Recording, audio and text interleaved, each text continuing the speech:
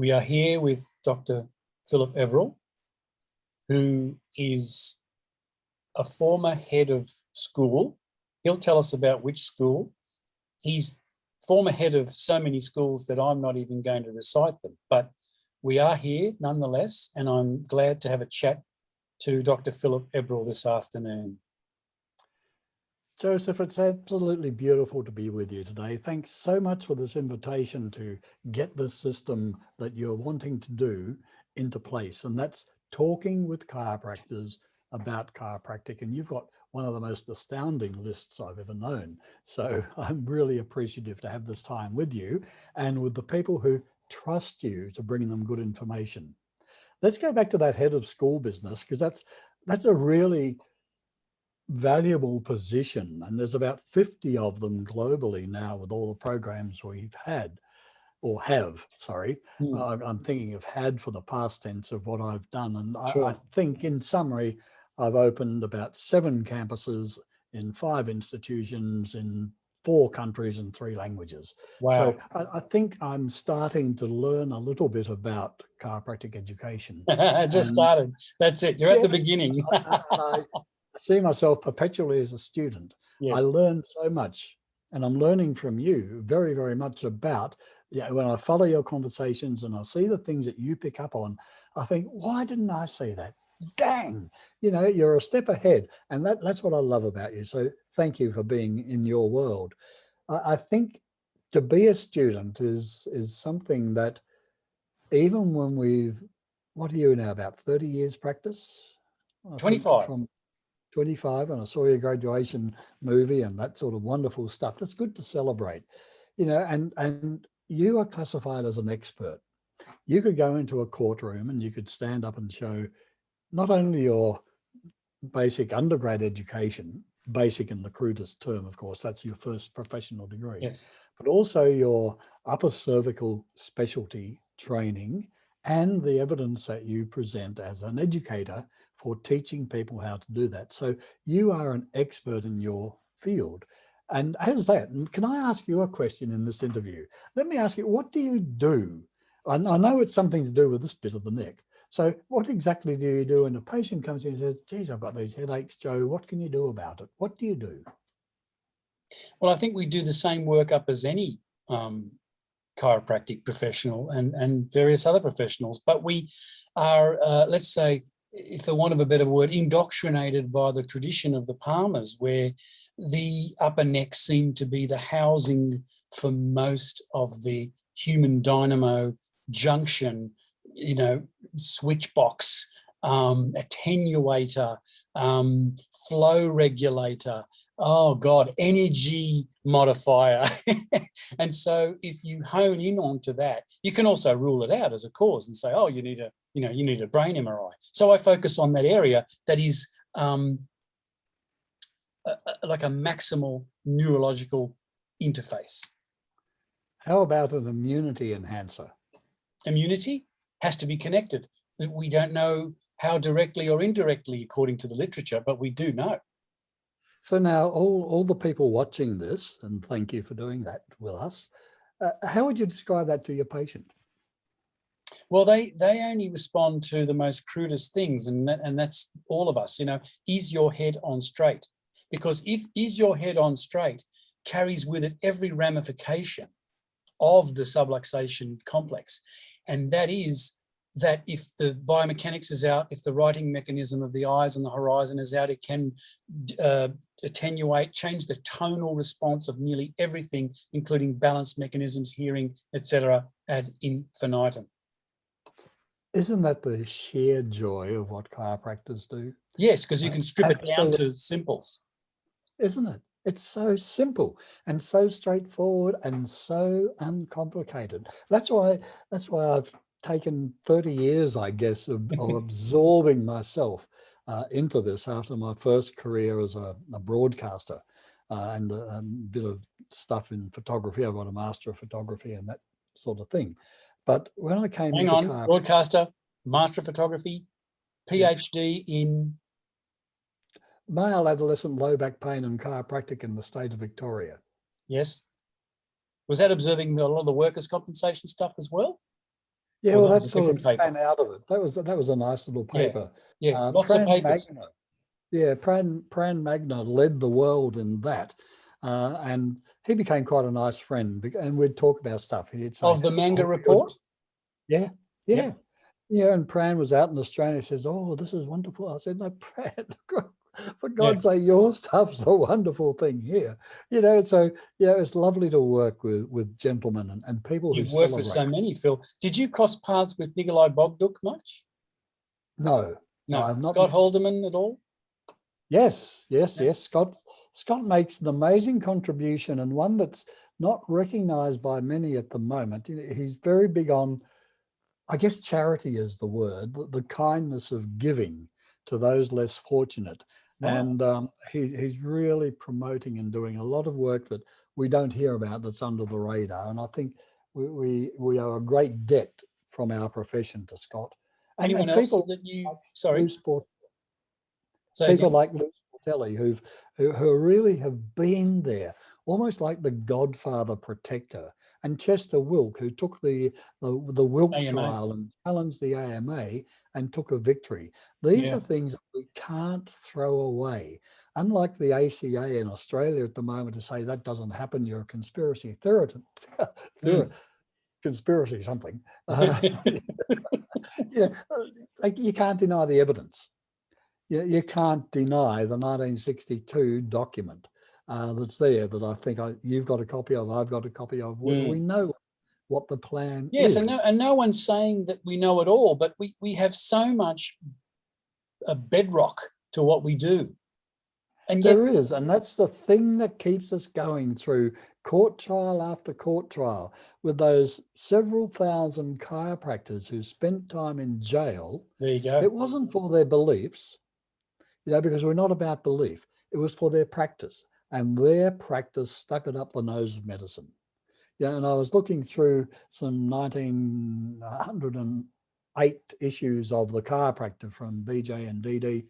Yeah, and the antagonism that was focused on the early chiropractors, it's It was almost like unbearably so much more than what we have today. And you've traced you wrote a brilliant paper about the origins of this horrific word subluxation, and found that it went back to the Egyptians or something.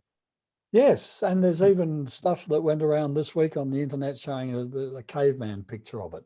It is, chiropractic is so natural. Mm. Small dysfunctions in the spine are what happen. You Yep. can't deny that. No matter how much you argue, they happen. So as a chiropractor, you have to make the choice of what do you do? Do you call it by an accepted name that we know what it implies and all the neurological baggage, or do you diss it and call it biomechanical joint dysfunction? If you do, I don't want to hear from you, because you're not advancing the profession. You're not advancing the unique thing that makes chiropractors so powerful, and that is the holistic care that you said when you talked with those wonderful descriptions you gave of the gearbox and the mechanisms, the great regulator. BJ was onto that. And, Yes. he's often laughed at for not being a researcher. But when you talk with Donald, ask about that.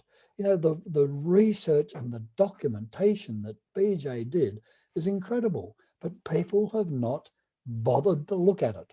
Yeah. And that's very much to our shame. Yeah. He was a bit like the Donald Trump of his time, where he was such a zealot and had to be so overbearing that a lot of people got pissed off with him as well. And that's going to happen in a dynamic character. There's going to be elements of narcissism and underdog. He didn't have much underdog, but people take that the wrong way. But when we strip it back, as you say, there's a lot there. There is. Yeah, and I'm well aware that the majority of people don't like me, and that's fine. I'm perfectly happy with that, because if you look at the universe and you liken it to a battery, there's a positive and a negative. Yes. And I can't exist with my positiveness without the negativity coming in. That's So it. thank you to the haters. I love you, because you are the people who give us the energy to keep driving forward. Well, as John DeMartini and one of my other gurus, Jack Cruz, says, you need predator and prey. And there's a balance in everything. Yeah, very profound. So what would you have in the top and the back and the recesses of your mind and the front and about the future of chiropractic? I think the future of chiropractic is assured. For a little while there, I was like a little nervous. Mm. And this year we had that absolutely ridiculous piece of work from Cote and so forth. And in the Asia Pacific Chiropractic Journal, as an editorial, I sort of pointed to that and said, this is fake news. Mm. And I was the first one out there to call this paper for what it was. Now you have a look at Christine Goetz, who is the chair of the WFC's Chiropractic Research Committee. And she and other PhD chiropractors who are quite intelligent, sane, have called it out. But now coming up in JMPT is a whole list, I think maybe 10 people, including the aforementioned Luz Portelli, and Brian Budgell, whom I worked with very much in Tokyo at the Tokyo College of Chiropractic, and they are calling it for what it is. So there's this major turn has now happened where we are standing up. The canaries in the coal mine are calling out the bullshit. And it's time we did that. Yeah. Those who say, where's the evidence? Now, if I ask you, if you are going to adjust that patient's neck with your wonderful upper cervical device that you use and use to great effect, even on animals, as we saw with your beautiful little paper about Bella, how's she going? Still kicking.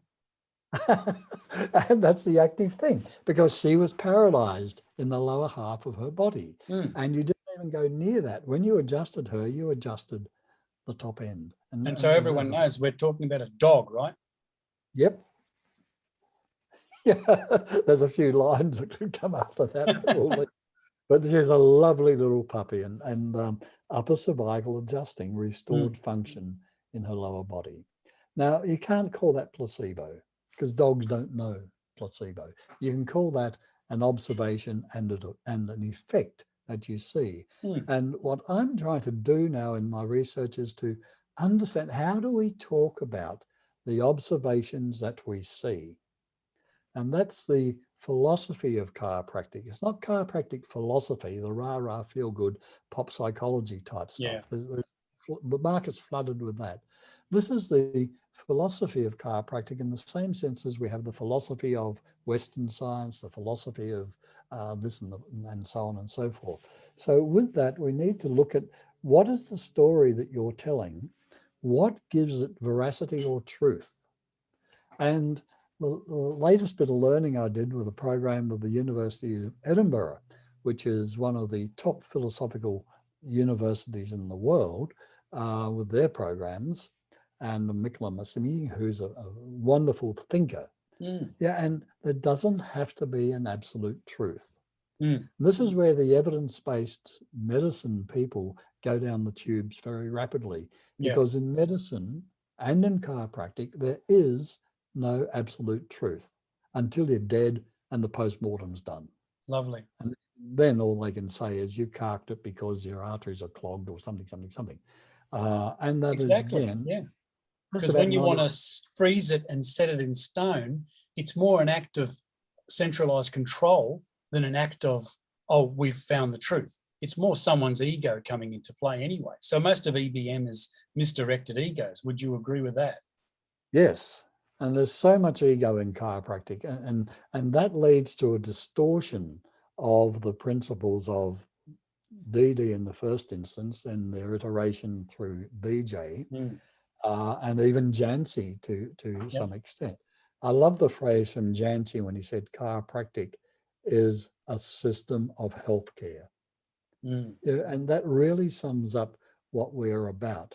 But now you see the institution that he so proudly led is now saying, oh, we're into chiropractic medicine and we're doing this and that. There's a couple of them in the United States. And I think that's terribly, terribly sad.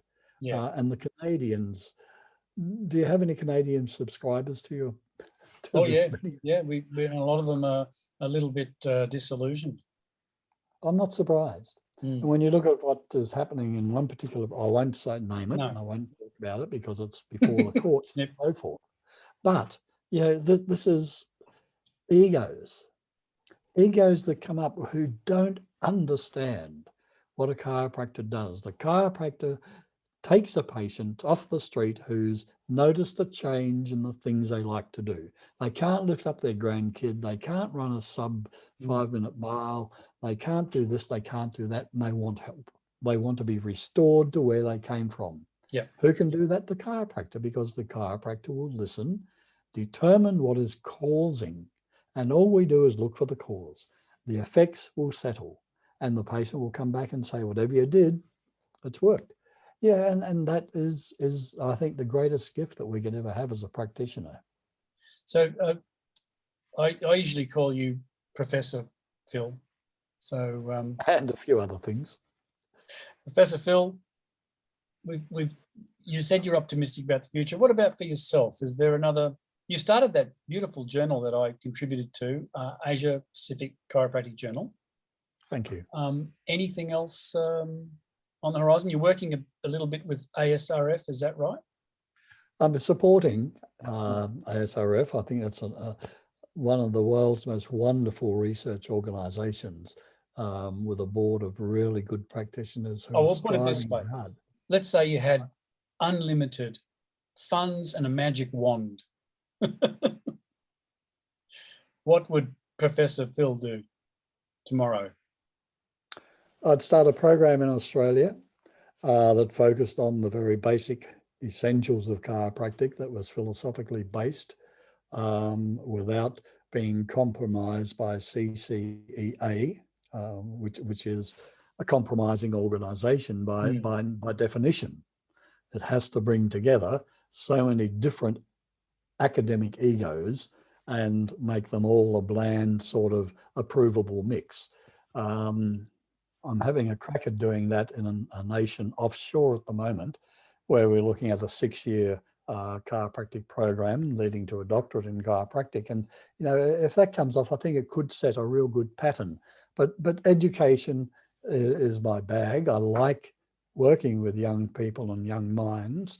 And so if I had unlimited money, I'd set up a foundation to support young minds to go where they wanted to in chiropractic. Not to become mini-me's, not at all, but to become mini-them, and then reel them and be the people who make tomorrow's change. Because if what we do today is what we did yesterday, then tomorrow is today again. Yeah, and we want to actually progress. We want to move beyond that.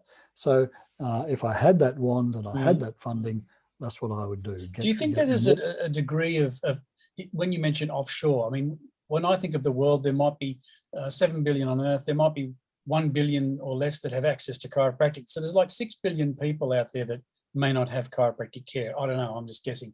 And do you think that we're kind of overeducated in these main countries like Australia and North America, that when you go into another country like that, there's a degree of innocence and acceptance? Is there a different flavour to the way they could accept chiropractic, or is it just the same old, you know, prejudice that we encounter here and anywhere else? Or do they have a more embracing of different faculties of what am I saying, professions of health?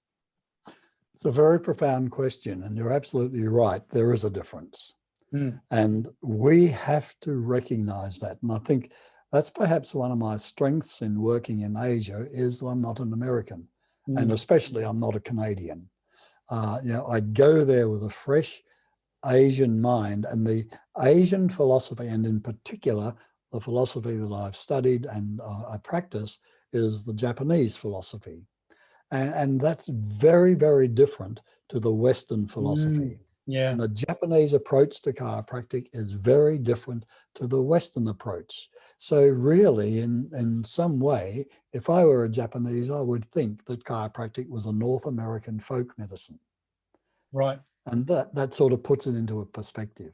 And we can't export that North American folk medicine to other parts of the world, but we can take the fantastic, rock solid principles of the Palmers And if we try to go anywhere without those, we'll be doomed. And you contextualize it into their local social mindset. Is that what you're saying? Yes. And a little bit of work I did, let me just briefly tell you about that. My favorite term for what it is in the spine that does stuff is the spinal motion unit. Right. Right. Its little muscles and all that aren't strong enough to make it move stuff. So it's motion, it's where the spine moves. In translating that into other languages, it did not hold that meaning. And the process to understand this is to do a reverse translation. So I translated it into, for example, Arabic. And then I take the Arabic translation back into English. And you see, the ideas that I had to express what a subluxation is do not hold in Arabic when I use my English words. Yeah. So I now call it the spinal mobility unit. And the spinal mobility unit is universally translated as that unit in the spine that allows mobility. And we have to start to look at chiropractic like that. We can't go to a country and say, this is what we call it, this is what it is, end of story. Wow. We have to understand what they call it. So it's a bit like your question to me, how do you explain it to the patient? Exactly. Mm. Now you try that across different cultures and different countries, and you will start to get where the big future of chiropractic is. You know, the majority of the billions in the world that are not served by chiropractors are in our backyard. 6 hours will put you into the midst of the world's major population group. In Australia, you mean? Yeah, from anywhere in Australia, 6 hours, and you are in the epicenter, wherever you land, of the world's population. America is dead and dying. We see that nightly on our news. And Canada is really not that far behind. So sadly, the Western civilization is turning and turning for the worse.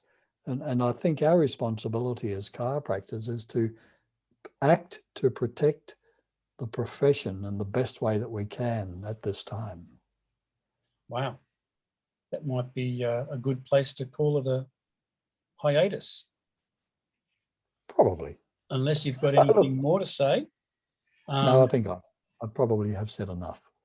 Well, I happen to know that you've got about 7 hours left, so we can always do another one.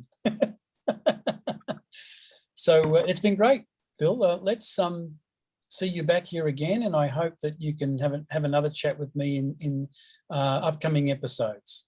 I'd really welcome that, Joe. Thank you, and good luck with this series. I'm sure it'll do as well, if not better, than your emails and all your other communications. Good work. Keep it up. All right. Talk to you soon.